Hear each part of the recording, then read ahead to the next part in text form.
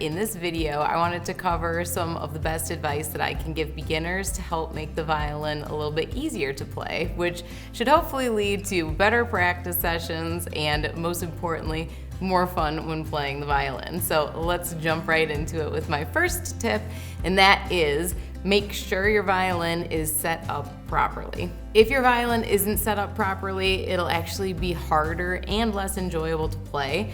There's a lot that goes into making sure that a violin is properly set up, and important parts of the violin like the bridge, the sound post, tailpiece, pegs, fingerboard, and so on are areas that you're generally not going to want to try and adjust yourself. So in order to get a proper setup on your violin, you need to purchase it from a credible place that sets up their instruments properly, or you just need to take whatever instrument you bought into a violin shop and have a professional look at it and set it up properly for you. A properly set up violin will sound better, stay in tune better, and you shouldn't hear any annoying buzzing sounds. It should be more comfortable to play, and all of this should lead to an easier time playing.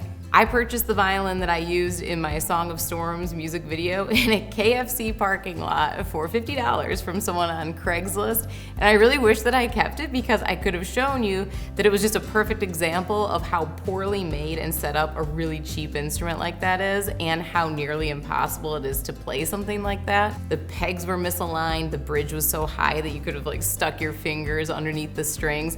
There was just a lot wrong with it. I bought it purely as a prop for that video because we knew that we were gonna drench that thing in water, and it worked great as a prop, but that was it. This is why whenever someone asks me what they should pay for their first violin, that I always recommend spending at least a few $100s, because most of the cheapest options out there aren't going to be set up properly, and they're going to be so much harder to play. The good thing here is that this is something that's pretty straightforward to fix that doesn't even require extra practice time. So that's always a good thing. And I actually have some more advice for how to purchase beginner violin equipment, which I'll talk to you guys more about later in this video. All right, so number 2 is make sure that you're holding the violin and the bow properly.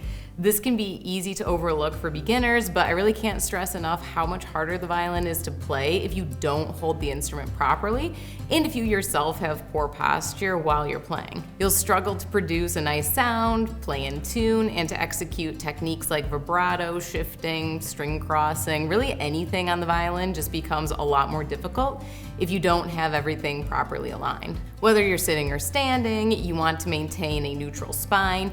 Definitely avoid slumping or hunching over. In general, you just want to keep the violin more parallel to the floor, meaning you don't want the scroll of the violin pointing too far down or too high up. Now there's a ton to know about the nuances of holding the violin and the bow that I'm not going to get into here, but just know that this is something that you'll have to just spend a lot of time on because it really doesn't feel natural at all, especially when you're just starting out. If you have access to a teacher, this is something that they'll constantly be addressing during your lessons. I can still hear my own violin teacher saying, "Hold the violin up, Taylor." Okay, sorry. Because I used to slouch a lot, and okay, he was British, so this is just something that most people have to practice. Having a teacher is extremely helpful here because it's a set of experienced eyes that can help correct poor posture and technique, but if you don't have a teacher, then I think it's always just great to film yourself once in a while and just take a look at your posture. It's really hard to notice potential issues here while you're actually practicing, so that's why filming and checking it out later can really help, and then you know what to address and look out for the next time you go to practice. All right, number 3 is find the most comfortable way to play. So even when you feel like you're playing with proper posture and technique for holding the violin and bow, it can still feel pretty uncomfortable to play, and that never makes anything easier. The good thing is there are plenty of options and things that you can do to try and make the violin a little bit more comfortable to play, which should in turn also make the violin a little bit easier to play. Chin rests and shoulder rests can have a huge impact on your comfort while you're playing, so choosing the right combination for yourself can really go a long way in making the violin easier to play.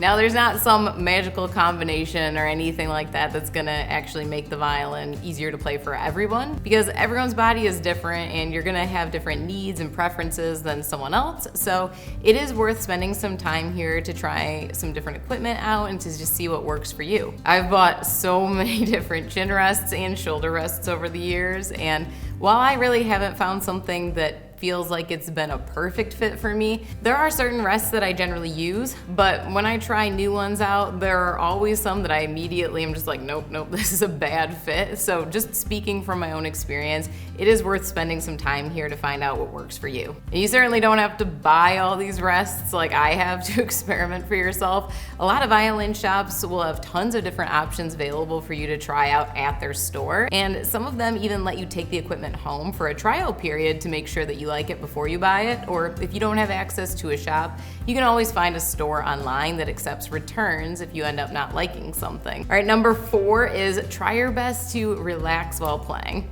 There are so many different ways that you can tense up while playing the violin. The way that we hold the violin between our collarbone and chin can lead to a very tense neck and shoulders. The way that our left hand and forearm has to rotate around is really unnatural feeling. And the way that we press our fingers into the string can lead to what my teachers used to call a baseball bat grip.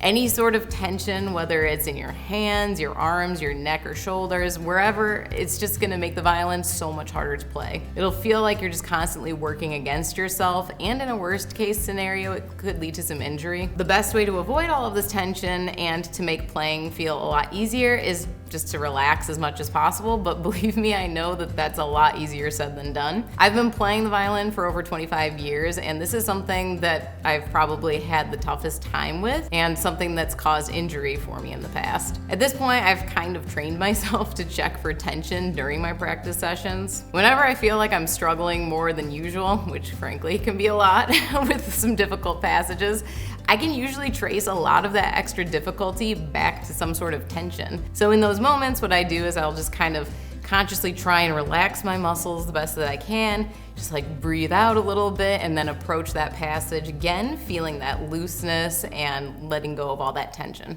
This is really hard to do though, because it is just so easy to tense up when playing, and it just takes a lot of conscious effort and practice to try and fix this.